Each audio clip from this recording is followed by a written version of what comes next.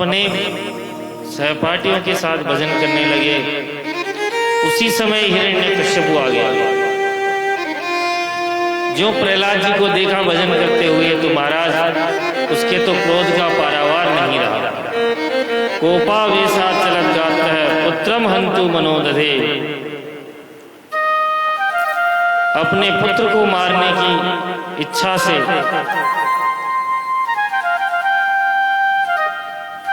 उसने तलवार निकाली और कहा, दुष्ट हे दुर्विनीत मंदात्मन कुलाधम कुलभेद कराधम शासनम किमलोत्यगा।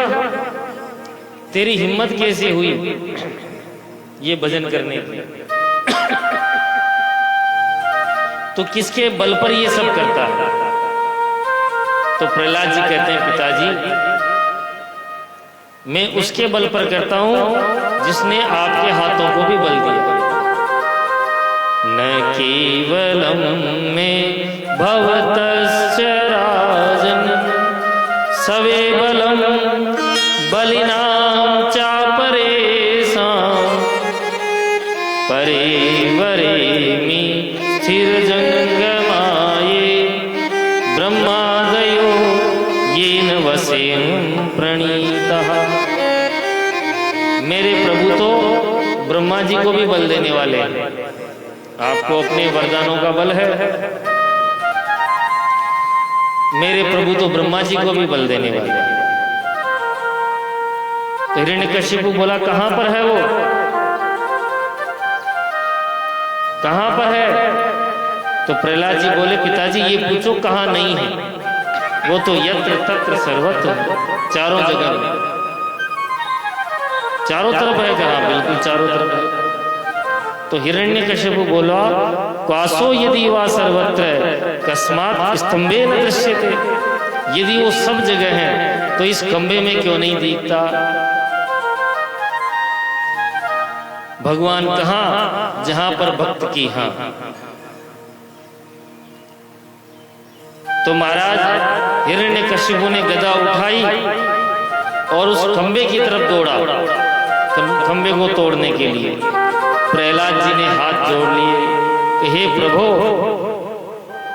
भक्तिश्चेत पुरुषोत्तमे यदि दृढ़ा वेदा प्रमाणम यदि स्तंभाभ्यंतरवर्तिनो भगवतः स्यातूर्णमालोकनम।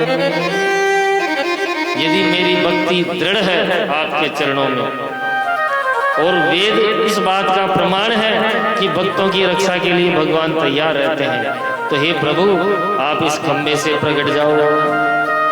जो ही हिरण्यकश्यपु ने एक गदा का प्रहार किया खंबे के ऊपर, गगड़ गड़गड़ानो खंब फाटो चरचरानो निकसो नरनाहर को रूप अति भयानक है। गगड़ गड़गड़ावे दसन जीव लपलपावे चितवत सरोज मानो अंग जात खानो है। बोल सिंह भगवान की सत्यम विधातुम निज वृत्य भाषितम। भगवान उस खंबे से ही प्रकट हो गए अपने भक्त की बात को सत्य करने के लिए। और महाराज आज द्वादशी है, त्रयोदशी, तो नरसिंह द्वादशी भी कल ही थी जो पिछली गई। तो यानी ये कथा का मुहूर्त बहुत बढ़िया है महाराज, जो नरसिंह भगवान का प्राकट्यकता के माध्यम में।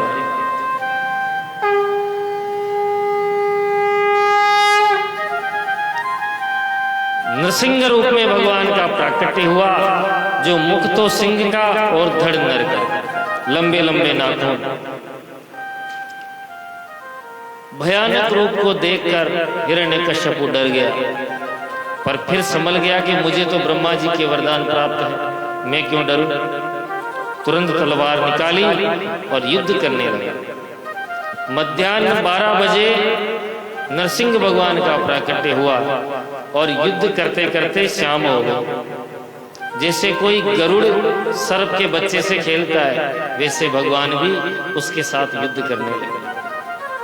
जैसे ही संध्या काल हुई, ब्रह्मा जी बोले महाराज जल्दी करो, रात्रि काल में दैत्यों का बल बढ़ जाता है।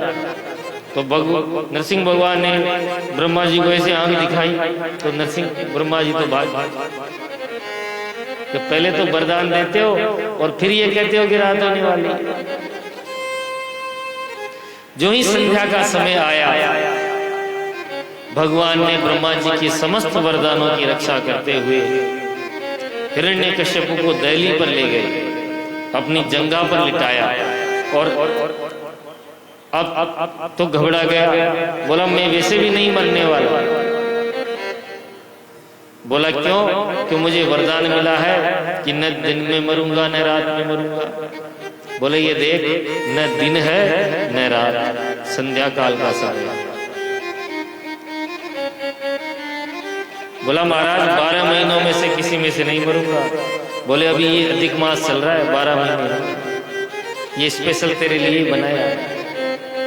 तो ब्रह्मा की बनाई हुई किस सृष्टि से नहीं मरूंगा। भगवान बोले ब्रह्मा को मैं बनाता हूं, मुझे ब्रह्मा नहीं बनाता। भगवान ने ब्रह्मा जी के समस्त वरदानों की रक्षा की और अपने लंबे लंबे नाखून से हिरण्यकश्यप का उदरण विदीर्ण कर दिया और उसके आंतों की माला बना। अब तो महाराज सभी देवी देवताओं ने मिलकर प्रार्थना की, परंतु नरसिंह भगवान का क्रोध शांत नहीं हुआ। लक्ष्मी मैया भी आई, लेकिन भगवान के स्वरूप को देखकर दैया मैया करके भाग गए। अब सब देवताओं ने प्रहलाद जी को सामने खड़ा किया। प्रहलाद जी को देखते ही नरसिंह भगवान का क्रोध शांत हुआ और अपने मस्तक प्रहलाद जी के अपने हाथ प्रहलाद जी के मस्तक पर रखे और बड़े प्रेम से दुलार किया। भगवान ने पूछा बेटा प्रहलाद, मुझे देखकर तेरे को डर नहीं लगा? प्रहलाद जी बोले भगवान, एक सिंह से पूरा जंगल भयभीत होता है, परंतु उस सिंह का पुत्र उससे नहीं डरता। वो खतरनाक होगा तो अन्य जानवरों के लिए होगा, अपने पुत्र के लिए नहीं होगा। 42 श्लोकों में बड़ी सुंदर स्तुति प्रहलाद जी ने नरसिंह भगवान की। प्रहलाद जी कहते हैं प्रभु आप गजेंद्र पर संतुष्ट हो सकते हैं तो मुझ पर क्यों नहीं हो सकते? अरे मैं कोई पढ़ा लिखा तो हूं नहीं। आपको प्राप्त करने के लिए तप की आवश्यकता नहीं, धन से प्रसन्न नहीं होते, आप केवल भक्ति से प्रसन्न होते हैं। बोले भक्त वत्सल भगवान की। आइए भगवान की स्तुति करते हैं। नरसिंह भगवान का प्राकट्य है और नरसिंह भगवान का ही मंदिर है।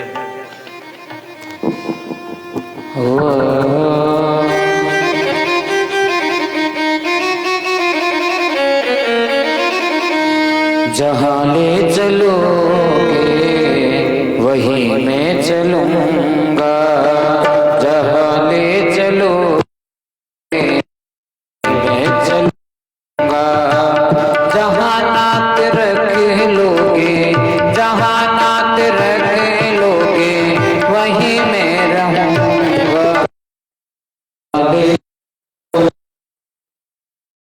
मैं चलूंगा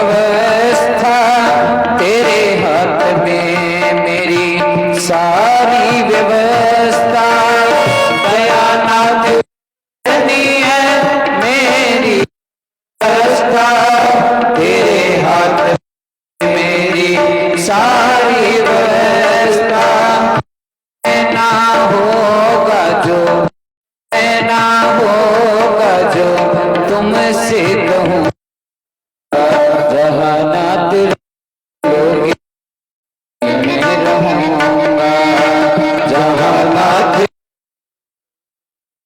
में रहूँगा, जहाँ ले चलोगे जहाँ ले चलोगे वहीं मैं रहूँगा, जहाँ ले चलोगे मैं रहूँगा, जहाँ ले चलोगे मैं रहूँगा।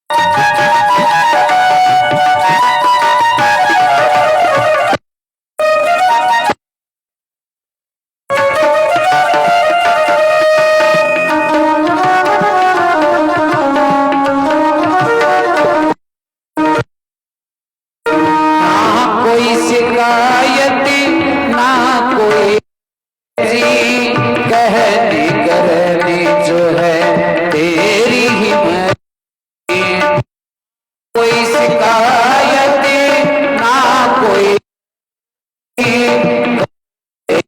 प्यारे तेरी मर्जी करा ले प्यारे तेरी संभालोगे नाथ अब, संभालोगे नाथ अब, कहूँ जहाँ ले चलो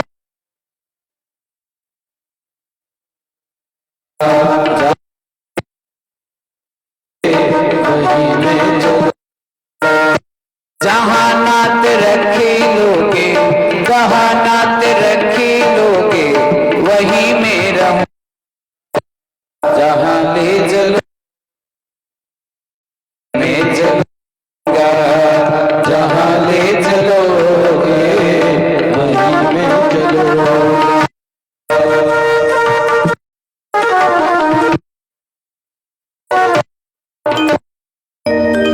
बांके बिहारी लाल की जय, जय श्री राधे सखा। बोले नरसिंह भगवान की जय। नरसिंह भगवान ने प्रहलाद जी को वर मांगने के लिए कहा तो प्रहलाद जी ने कुछ नहीं मांगा कि प्रभु सदा आपकी भक्ति ही चाहिए और कुछ नहीं चाहिए।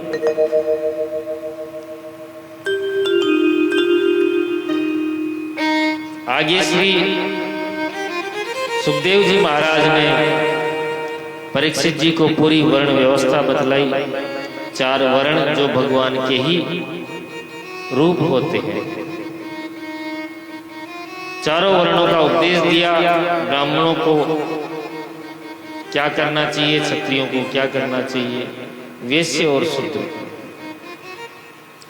4 आश्रमों की व्यवस्था बतलाई कि प्राणी को सर्वप्रथम ब्रह्मचर्य, फिर गृहस्थ, वानप्रस्थ और संन्यास। जब आयु 51-52 हो जाए तो वन में जाने के संकेत मिल जाते हैं। 51-52 सब में वन जुड़ा हुआ है।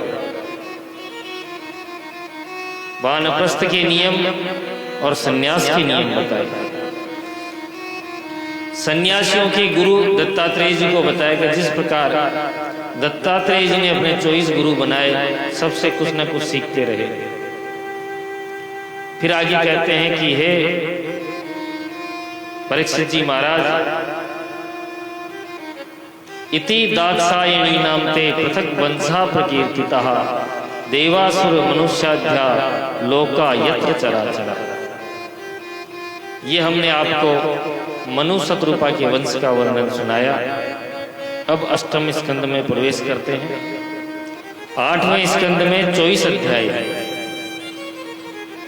इसमें मनवंतरों का वर्णन है। चारों युग जब एक एक हजार बार आ जाते हैं, 1000 बार कलयुग त्रेता द्वापर आ गया, तो ब्रह्मा जी का एक दिन होता है और एक दिन में 14 मनवंतर होते हैं।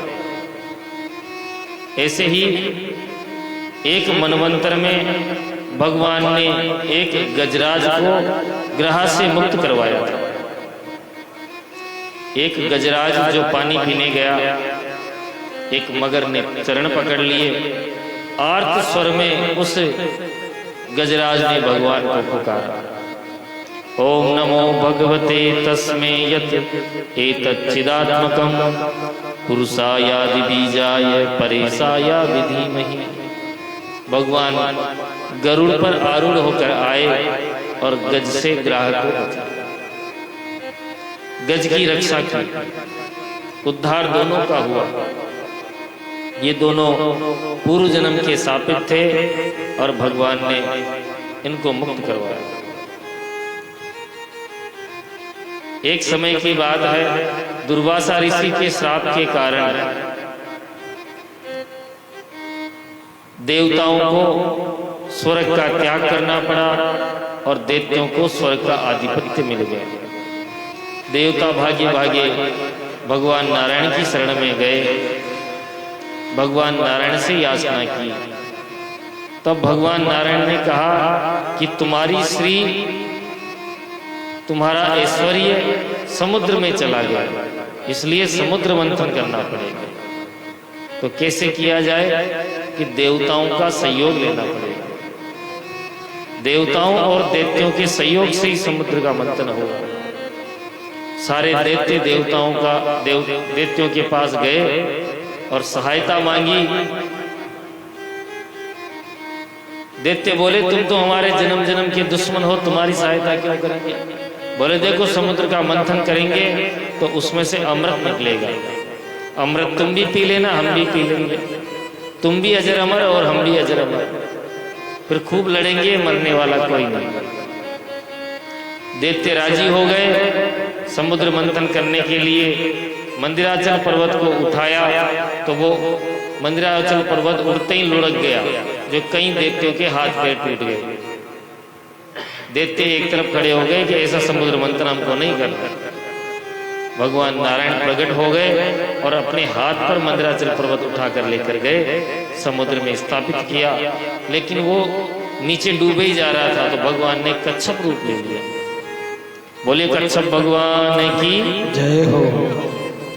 कच्छप के ऊपर मंदिराचल पर्वत रखा, वासुकी नाग को नेति बनाई। नेति होते हैं ना, जो दही मत्थे हैं वो रस्सी, तो वासुकी नाग को मंदिराचल पर्वत पर लपेट दिया। अब महाराज भगवान बोले, देवताओं तुम ऊंचे कुल के हो तो तुम मुंह की तरफ लगो, और दैत्यों से बोल दिया तुम पूंछ की तरफ लगो। दैत्य बोले, हम भी तो ऊंचे कुल के हैं, समुद्र मंथन होगा तो हम मुंह की तरफ ही लगेंगे सर्प के। भगवान बोले, भाई ठीक है, तुम लग जाओ। तो दैत्यों ने मुंह पकड़ लिया सर्प का और देवताओं ने पूंछ पकड़ी, और समुद्र मंथन होने लगा तो रगड़ से सर्प के मुख से अग्नि निकलने लगी। तो उस अग्नि के प्रभाव से सब दैत्यों का शरीर काला हो गया। दैत्य बोले, वही भैया, बड़े बनने में तो बड़े नुकसान है, बड़े बाप के बनने में बड़े नुकसान। जो ही समुद्र मंथन हुआ, सबसे पहले निकला कालकूट विष जहर। अब महाराज जहर की ज्वाला से पूरा विश्व संतप्त हो गया। सब देवताओं ने जहर को समेटकर भोलेनाथ की शरण में गए कि भोलेनाथ इस जहर से हमारी रक्षा कर। कि कहने का क्या मतलब है कि जहर पी जाऊं? कि ये तो आपकी आप जानो, पर इससे हमारी रक्षा कर। भोलेनाथ ने राम नाम का आश्रय लिया, रा बोलकर मुंह खोला, जहर पिया और मैं करके बंद कर लिया और कंठ में विष को स्थापित कर लिया। कंठ में स्थापित करने से भगवान का नाम नीलकंठ हो गया। बोल नीलकंठ महादेव की जय हो। पुनः समुद्र मंथन चालू हुआ, कामधेनु गाय प्रकट हुई, वो महात्माओं को दे दी। उच्चेश्रवा घोड़ा निकला तो दैत्यों के राजा बलि को दे दिया। ऐरावत हाथी निकला, वो इंद्र को दे दिया। कौस्तुभ मणि निकली, वो भगवान ने कंठ में धारण कर लिया। अप्सराएं निकली, वो स्वर्ग में स्थापित हो गई। परिजात वृक्ष निकला, वो स्वर्ग को भेज दिया। अब महाराज अचानक बिजली चमकी और ततश्चावीरभूत साक्षात श्री रमा भगवत परा रंजयंती दिशा कांत्या विद्युत सौदामणि यथा। आठवां रत्न साक्षात भगवती लक्ष्मी का प्रादुर्भाव हुआ। वो लक्ष्मी मैया की जय हो। भागवत जी के अष्टम स्कंद के अष्टम अध्याय के अष्टम श्लोक में श्री लक्ष्मी जी का प्रादुर्भाव हुआ। इसलिए लक्ष्मी जी के 8 रूप माने जाते हैं, अष्टलक्ष्मी। अब लक्ष्मी जी के रूप सौंदर्य को देखते ही महाराज सभी देवता भी तैयार हो गए वर्ण करने। लक्ष्मी किसको नहीं चाहिए बताओ? लक्ष्मी तो सबको चाहिए। बड़े बड़े महात्मा भी चिंता गाड़ कर बैठ गए। लक्ष्मी जी के हाथ में वरमाला, लेकिन लक्ष्मी जी ने अपनी वरमाला भगवान नारायण के कंठ में डाली। बोलो लक्ष्मी नारायण भगवान की। पुनः मंथन प्रारंभ हुआ तो अब के निकली वारुणी। वारुणी का मतलब मदिरा, तो वो दैत्यों ने ले ली। और सबके अंत में भगवान धन्वंतरी हाथ में अमृत का कलश लेकर प्रकट हो गए। बोले धन्वंतरी भगवान की जय हो। जो ही प्रकट हुए राक्षस लोग मार झपट्टा वो अमृत को छीन कर ले गए। देवता लोग तो ले गए ले गए करते रह गए। भगवान बोले देवताओं चिंता मत करो, माँ खिद्यत मिथोर्थम वह साधय से स्वमाय। अब असुर लोग अमृत तो ले गए, परंतु उनमें आपस में ही लड़ाई होने लगी। अहम पूर्वम, पहले मैं पीऊंगा, पहले मैं पीऊंगा। उतने में ही भगवान छेल छबीली सुंदर युवती का रूप बनाकर मोहिनी रूप में पहुंच गए। बोलो मोहिनी भगवान की जय हो। अब राक्षस लोग जो लड़ रहे थे मोहिनी भगवान को देखते ही वो लड़ाई तो भूल गए और पूछने लगे देवी जी आप कौन है, आपका परिचय क्या है?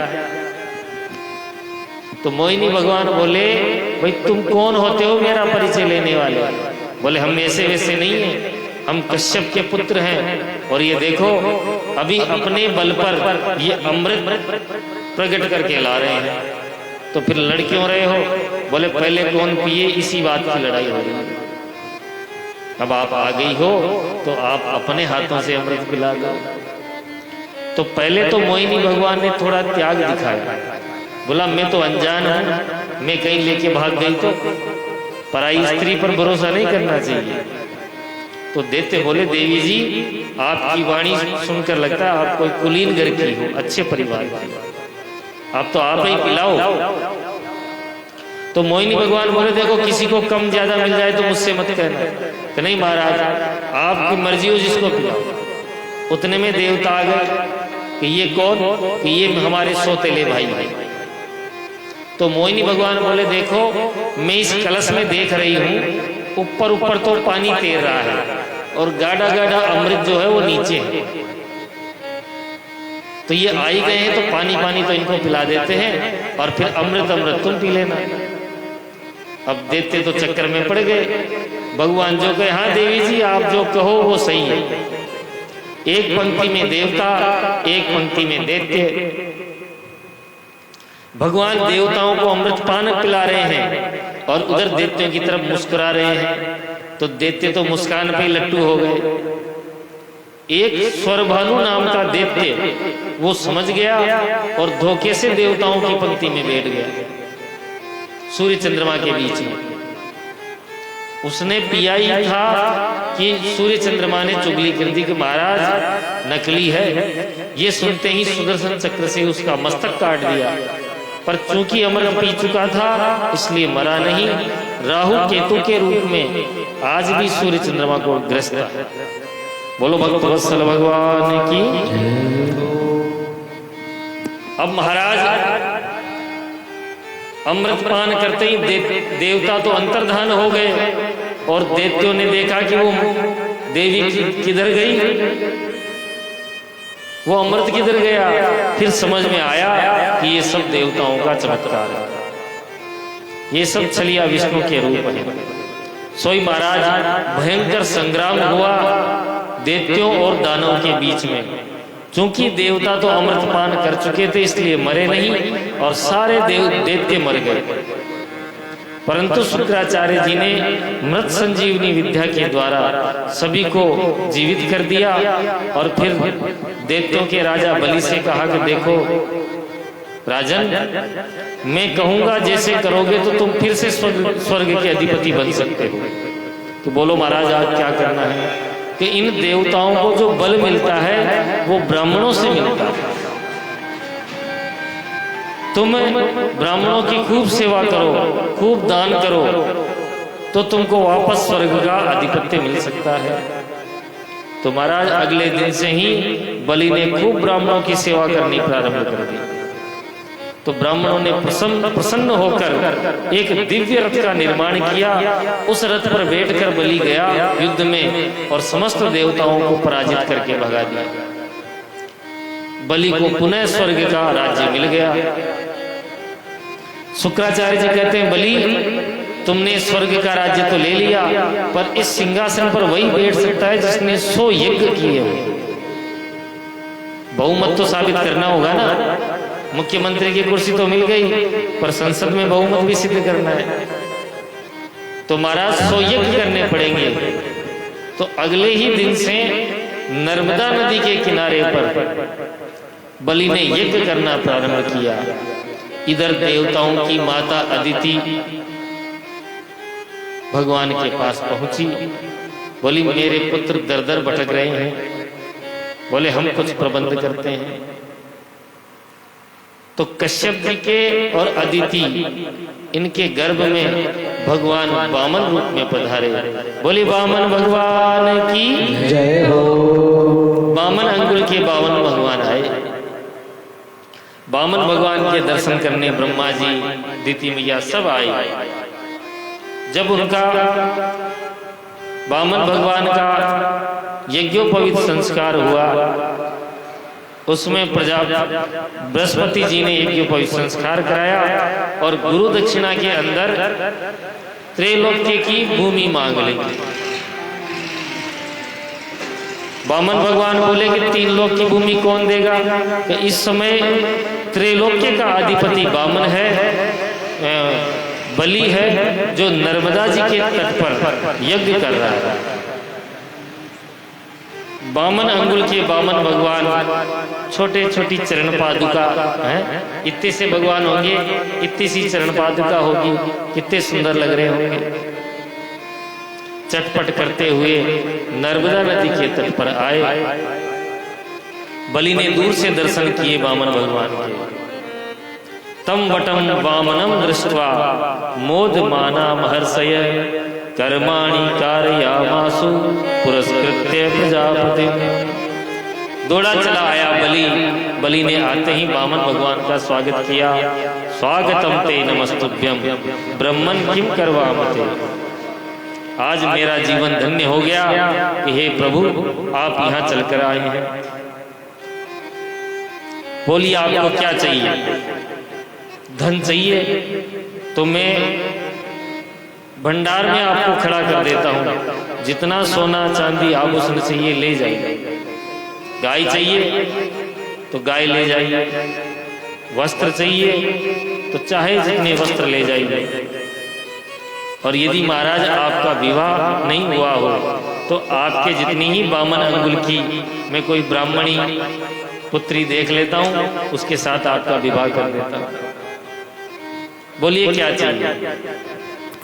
बामन भगवान बोले, बलि भैया जैसा सुना था वैसा ही मिला है, उतना ही बड़ा दानवीर है। अपन संतोषी ब्राह्मण है, अपने को ज्यादा कुछ नहीं चाहिए, बस 3 पग भूमि चाहिए। बलि बोला कि हे ब्राह्मण पुत्र, जितनी तेरी आकार है उतनी तेरी बुद्धि है। अरे तुम बामन हो तो तुम्हारी बुद्धि भी बामन ही है। तुम देखो किसके सामने खड़े हो।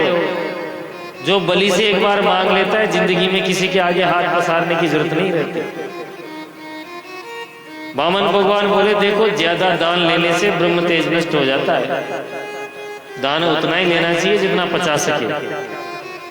अपने राम को 3 पग भूमि भी इसलिए चाहिए कि कोई भजन करने के लिए जगह नहीं देता। कोई कहता है महाराज आप यहाँ बैठकर भजन कर रहे हो, कल हनुमान जी पधरा दोगे, परसों के दिन मंदिर बना लोगे, फिर कब्जा कर लोगे। तो एक जगह होनी चाहिए जहाँ बैठकर प्रेम से भजन कर सके। ठीक है महाराज 3 पग भूमि चाहिए तो ले लो, आपकी मर्जी, ऐसे नहीं संकल्प करके दो। अरे महाराज 3 पग भूमि देनी है, उसके लिए क्या संकल्प करें? ये सब बातें शुक्राचार्य जी सुन रहे थे।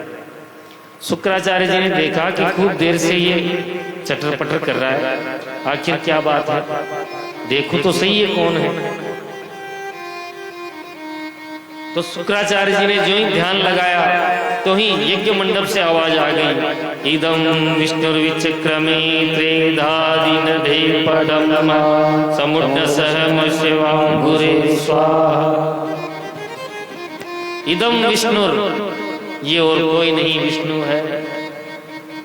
तो संकल्प लेते बलि का हाथ पकड़ लिया शुक्राचार्य जी ने, ये राजन तुमको पता है ये कौन है? कि गुरुजी ये तो बलि बामन है। अरे न तो ये बामन है न तरेपन है, ये देवताओं का काम सुधारने के लिए आए हुआ नारायण है। अब बलि ने कहा कि यदि ये नारायण है तो भी मेरा तो कुछ अहित होने वाला नहीं। गुरुजी यदि ये बामन है तो भी 3 पग भूमि लेकर चला जाएगा, और यदि ये साक्षात नारायण है तो सारी दुनिया जिसके आगे हाथ पसारती है, आज वो जगत पिता नारायण मेरे आगे हाथ पसार रहा है, तो भी बलि का कल्याण है, दोनों दृष्टि में कल्याण है। शुक्राचार्य जी बोले, बलि मैंने तुझसे कहा था कि जैसा जैसा मैं कहूं वैसा करेगा तो तेरा कल्याण होगा। जा मैं तुझे श्राप देता हूं कि तू श्री क्षय हो जा, तेरा ऐश्वर्य चला जाए। ये कहकर शुक्राचार्य जी तो अदृश्य हो गए। बामन भगवान बोले, भैया गुरु चेला लड़ाई काहे करते हो, देना हो तो दो। कि नहीं गुरुजी आप तो लीजिए। संकल्प लेकर जैसे ही छोड़ा, अब बामन भगवान कहते हैं, बलि अब देखो हमारा नाम ना। तो महाराज विराट स्वरूप बना लिया। बोले विराट भगवान की। बलि अब देखो हमारा नापना। तो एक पग में नीचे के 7 लोग नाप लिए, अतल वितल सुतल तलातल रसातल और पाताल। दूसरे चरण में ऊपर के 7 लोग भू भुव स्व मह जन और सत्यलोक में भी छिद्र कर दिया, और अंगूठा सत्यलोक के पार चला गया, ब्रह्म कटा में छिद्र हो गया, और वहां से एक जल की धार निकली गंगा जी के रूप में। वो भगवान का चरण धोती हुई स्वर्ग में स्थापित हो गई। बोलो गंगे मैया की जय। 2 पग हो गए। भगवान बोले, बलि अभी तक तो 2 ही पग हुए हैं, तीसरा पग कहाँ रखूं? बलि बोला, प्रभु धन बड़ा होता है या धनवान बड़ा होता है? भगवान बोले, भाई बड़ा तो धनवान ही होता है। तो महाराज अभी तक आपने मेरे धन को ही तो नापा है, तीसरा चरण मेरे मस्तक पर रखकर मुझे भी कृतार्थ कीजिए। भगवान प्रसन्न हुए और अपना तृतीय चरण बलि के मस्तक पर रखकर उसको अखंड भक्ति का वरदान दिया। बोलो भक्तवत्सल भगवान की जय हो। भगवान प्रसन्न हो।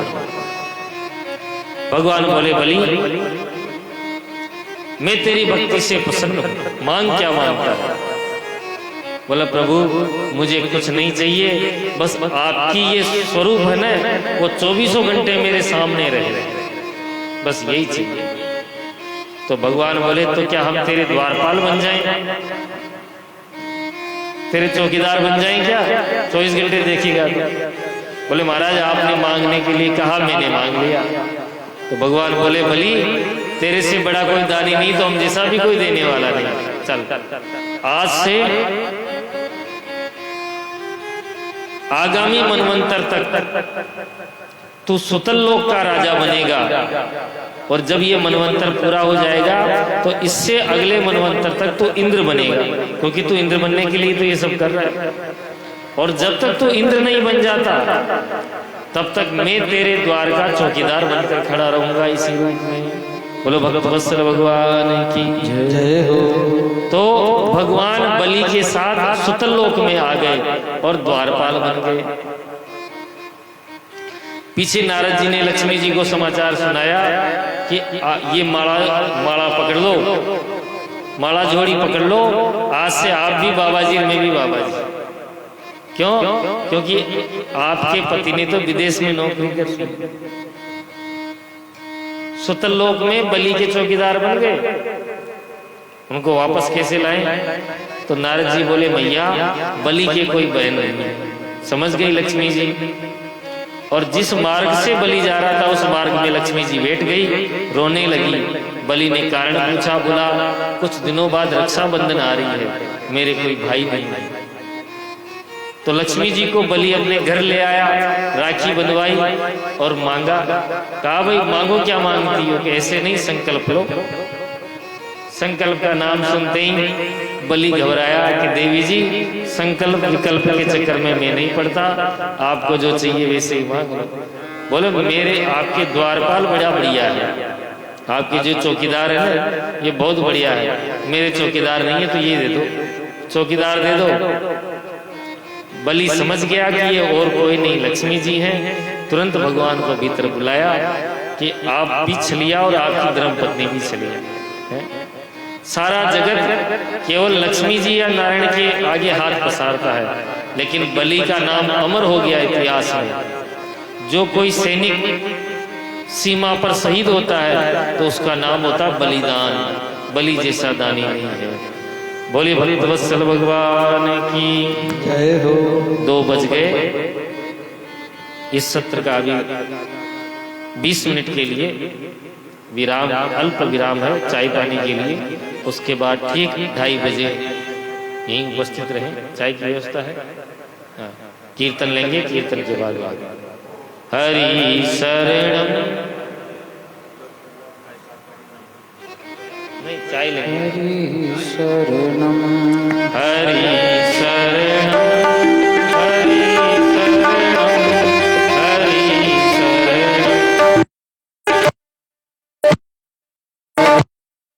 शरणम, हरि शरणम,